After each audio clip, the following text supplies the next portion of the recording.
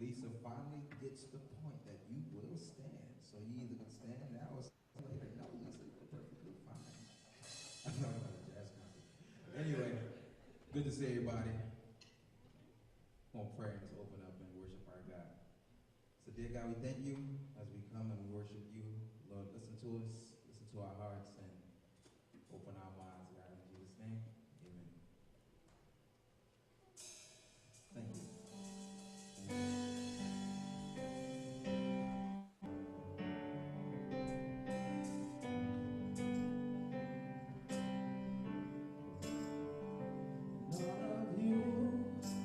More than enough for all of me.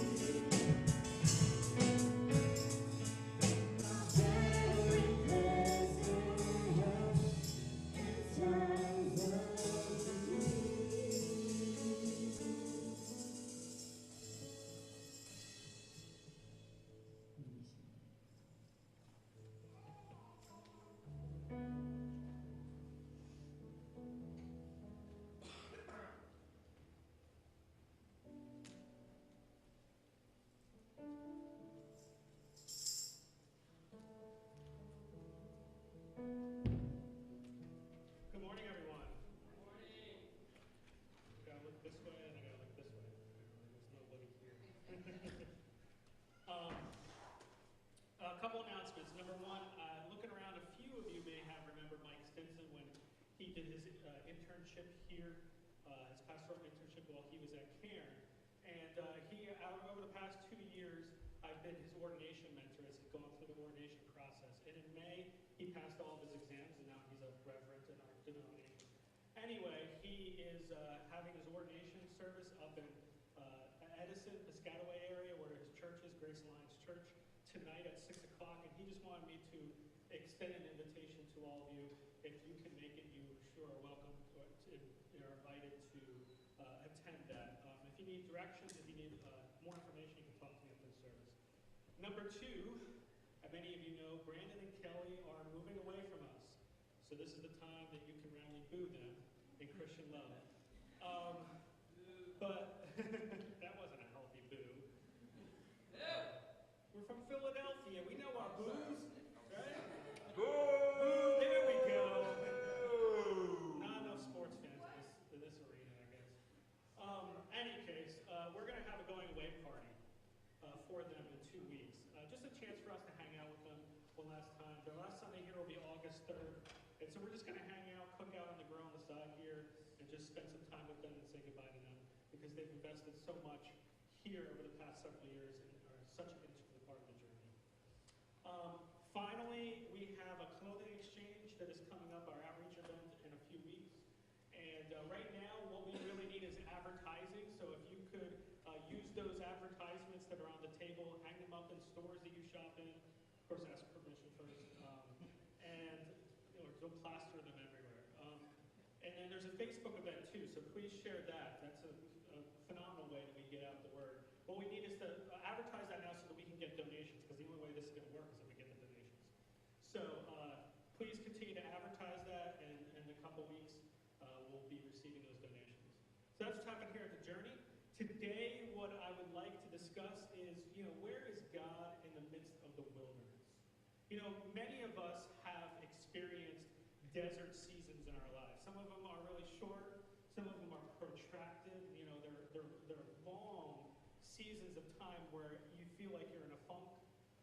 And during those moments, the question for us who walk in our faith is like, where is God in the midst of that? Where is God? And we know, like, cognitively and theologically all the right answers, but those aren't necessarily what, they don't necessarily always help us or don't change the circumstances, obviously, that we're in.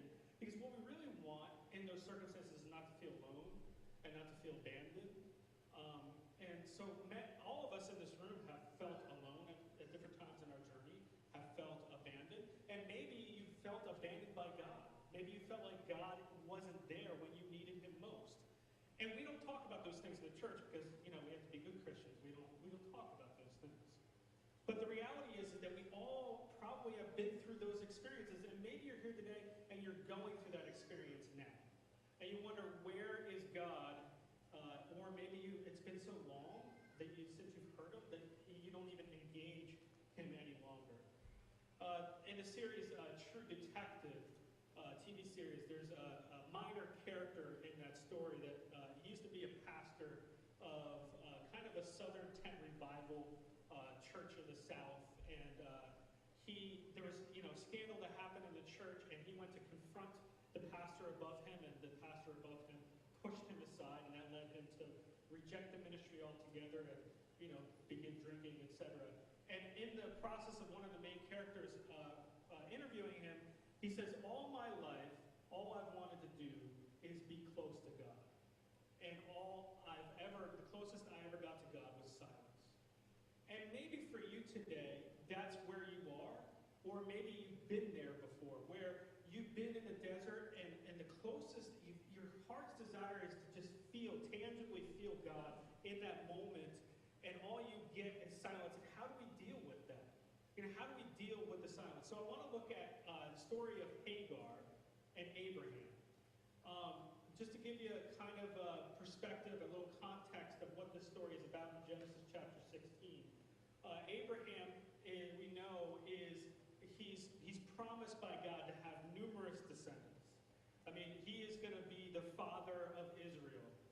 so, God comes to Abram and says, you are going to have all these descendants, and Sarah kind of laughs at it because they're old, it's not going to happen, and he says, no, it will happen. And I think around this point in the story, they've been waiting like 10 years, so God has promised them that they're going to have children, and nothing has happened. So, like any human being, you would be like, okay, what's going on here? Why have we not produced an offspring? You said this is what's going to happen, and I'm 10 years later down the road, and it's not. So all kinds of doubts have to be occurring in Abraham's mind and in Sarah's mind. So what do? They take it into their own hands. And Sarah says, go sleep with our servant. So that's where we pick it up. In Genesis chapter 16, it says this. Now Sarai, Abram's wife, had borne him no children, but she had an Egyptian slave named Hagar. So she said to Abram, the Lord has kept me from having children. Go sleep with my slave. Perhaps I can build a family through her. And Abram agreed to what Sarah said. So after Abram had been living in Canaan 10 years, Sarai, his wife, took her Egyptian slave Hagar and gave her to her husband to be his wife. He slept with Hagar and she conceived. And when she knew she was pregnant, she began to despise her mistress. And then Sarai said to Abram, you are responsible for the wrong I am suffering.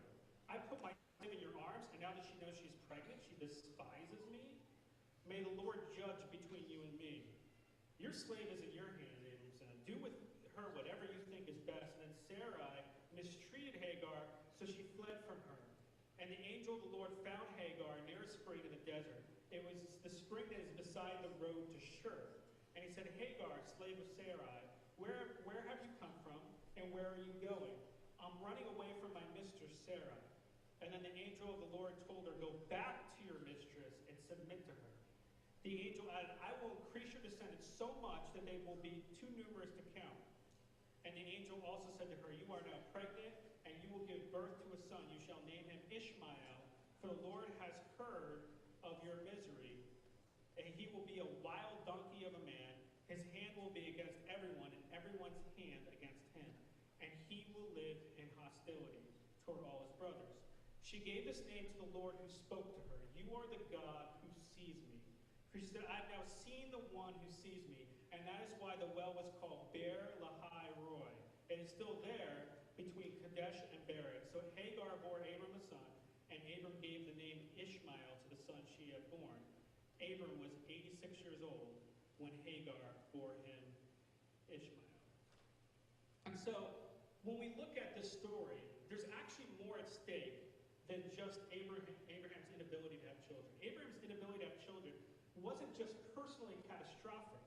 It also had enormous ramifications on the trustworthiness of God's promises.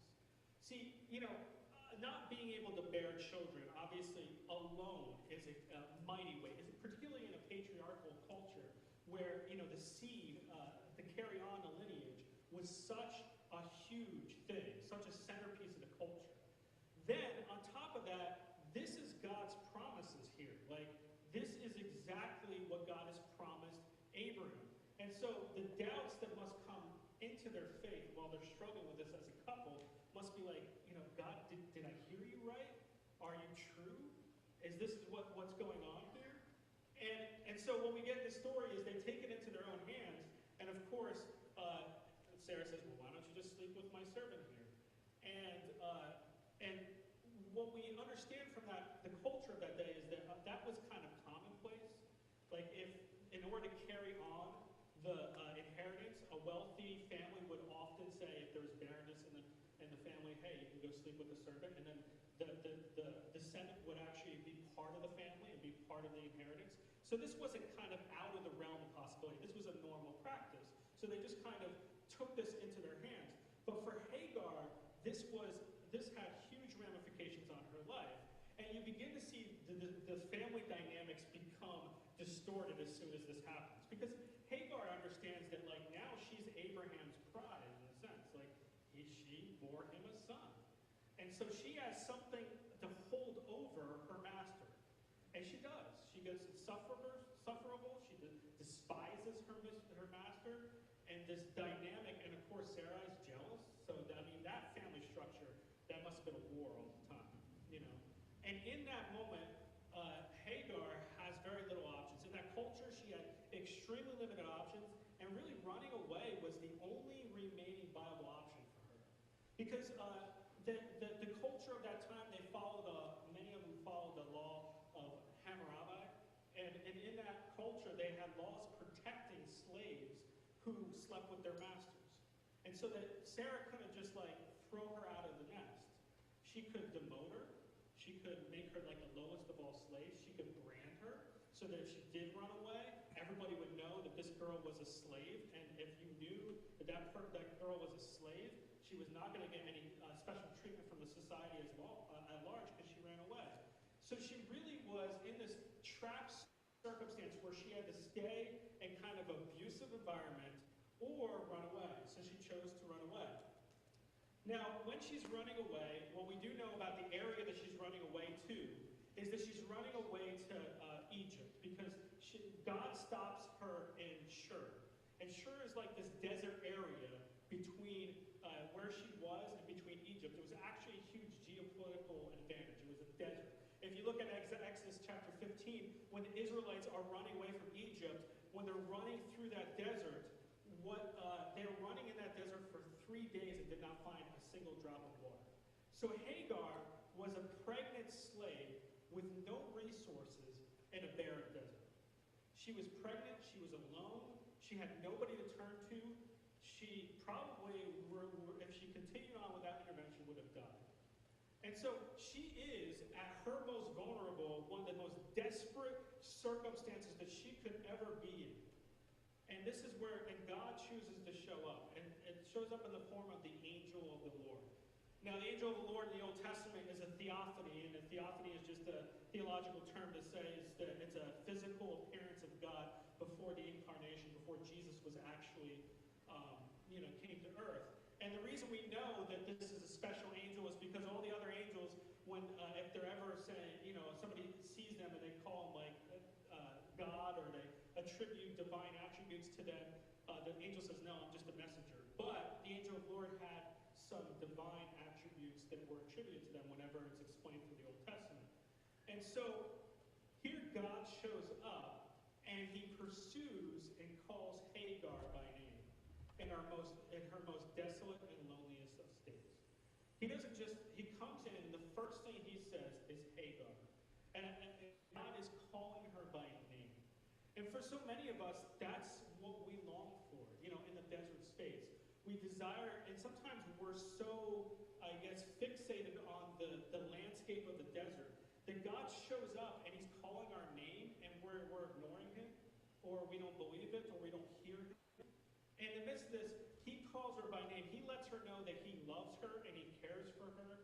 And, you think about Hagar, she's a rather minor character in the scope of Scripture. I think she might be mentioned once or twice in the entire pages of Scripture. God could have just let her, this is Abram and Sarah's estate, right? Abram, they're playing the blame game, and Sarah's just like, it's your fault that this girl's pregnant. And Abram's like, you told me to sleep with her. What do you think I was going to do? You put her in my arms. Hello. You deal with her. And this is Abram's mistake. And God really could have just let it be. There's no personal investment there. And you look at that and you realize that God cares about even our mistakes, in a sense. He cares about the ramifications of what we do and how it affects people, and he will take care throughout the pages of Scripture, take care of the people that are harmed by those decisions many times. And so when we look at Ishmael, we look at Hagar, the name Ishmael meant God saw her in her misery. So whenever she called her son's name, it would always remind her that God found her when no one else cared about her existence. And God gives her this name to remind her of that. Now, the other thing that he does is he says you need to go back. You need to go back to your household. How many of us, if God showed up in our lives when we're running away from circumstances that we don't like, and he says, no, you've got to go back, would say, okay, I'll sign up for that. But often, we would choose to die in the wilderness than go back to where God wants us to go back. You look at God sometimes and you wonder, like, here's a woman who is in this terrible circumstance, and we would think, the most loving thing for us, he could just come in and save her and sweep her off to Egypt. No, but God had a larger plan. He was going to redeem the circumstances. The other thing is that the angel of the Lord also tells them there's going to be conflict between Ishmael and the other brother. So God creates a scenario. He knows that the conflict is going to be there, and he allows it to happen. And so often, we think that the best loving thing is to take that conflict out. But God says, go into that. God says, I know there's going to be conflict here, and I'm going to redeem it, and I'm going to use it. And that's why I'm telling you to go back to that circumstance. And you think about protagonists and stories, and you think about the best stories that we love in society, of any novel, of any movie, of any song, is that conflict is what changes us. And it's really what forms us. And so the question sometimes is, when God is putting us in a wilderness circumstance, maybe sometimes he's asking us to go back to the conflict that we're running away from. And we're choosing, we'd rather die in the wilderness than to go back to where he wants us to be. See, the other thing about Hagar's unique personal encounter with God is he transformed her and he provided an intimate name by which to call God. She calls him, you are the God who sees me. That name has never been used prior to this point. I'm pretty sure it was never used after that. So this is Hagar's personal name for God. You're the one that sees me. And think about your desert experiences. Maybe the wilderness experiences of your life is so that you can have a personal encounter with God where you're naming him in a sense. It's so that the wilderness forms you so deeply and it forms you so much that all you have is God in that circumstance, and you see him in a way that you've never seen him before. And that's what happened to Hagar there. She saw God in a way that she never saw him before because she was pretty sure that he abandoned her. He was pretty sure she was alone in the wilderness and was probably going to die. And he shows up and says, I want you to name your son Ishmael so that you're reminded that I saw your misery. And Hagar says, you're the one who sees me. Maybe the desert is created for us to experience the God that sees us. Hagar, the other interesting about Hagar is that she didn't demand anything from God. And she didn't need to because she rested in the experience of being known by God. Again, this goes back to, like, what did Hagar do when God said, go back? She just did. Now, I don't know about you, but I probably would have, just knowing myself, I might have negotiated with God a little bit. I would have been like, hey, listen, God, Egypt's right around the corner. That's where I'm going. I'll be safe there. I can have this child still. You can be protected. I can grow up and have a family. You can just kind of take me down the road here, right? I've been negotiating with God. But Hagar goes back. And I wonder, I wonder what she was thinking during that time. I wonder what she was feeling. But she didn't make any demands of God that we see in this text right here. She just went back to the circumstance, and she followed him because she was known by him. She experienced that. So I want to leave you with a few questions today to consider. Are you in the wilderness now? If you are, be reminded from this story that God sees you and he calls you by name. It's like it's like calling your child by name. That's what's happening in your life. That you are being called by God in the midst of the wilderness. And he knows you, he knows your circumstance. He went to Hagar and says, where are you coming? Where are you going? Let's talk about this. He is there even when it feels like silence. And then the question is, are you running away? Is your wilderness self-created? Or maybe you found yourself in the wilderness and you just resigned yourself to stay there. Surrender to the safety of the God who pursues you. Because God is pursuing you regardless. And we see that throughout Scripture. God is always pursuing us. He's always about being among his people. And so, is he calling you to go back to a situation that you're running from because it's too difficult? Is he calling you to face things about yourself that you don't want to face. And then finally, do others experience the God who sees through you? You know, when somebody met Hagar after this, I'm sure they would have noticed that she was completely changed.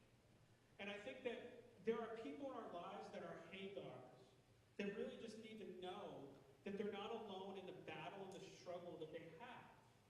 And if you have experienced God in such a profound way that you know intimately that he sees you, then other people can experience that through you. And that's really what the gospel is ultimately about, is living our lives and speaking in such a way that people understand. They understand that this is a God who sees us, who loves us, who tracks us down, and ultimately sacrifices himself on the cross for us. So today, this morning, run to the God who sees you. Let's pray. Father, I come before you today, and I thank you so much that you don't leave us running in the wilderness. It doesn't change the pain, and it feels sometimes in the wilderness like we are absolutely alone. And Lord, for those who are weary and heavy burdened, I pray that they would find rest in you today. I pray that we would take heart in the story of Hagar,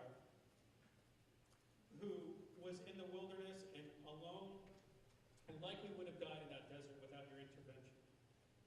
I thank you so much that you have shown a track record of coming into our circumstances and bringing goodness and kindness and love and beauty out of things that we make mistakes of, like Abraham and Sarah did. That you still redeem those circumstances when we screw them all up, because we're prone to wander. So God, I pray for those who are in the wilderness now, that they may find their rest in you.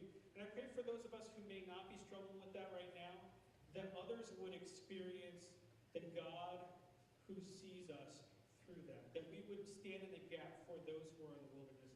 That we would bring them water. That we would bring them refreshing. We would give them the love and the compassion and the kindness that they need during this time. Holy Spirit, move in our lives so that the world, the desert world that we live in at times, would be refreshed and renewed by your presence through us today.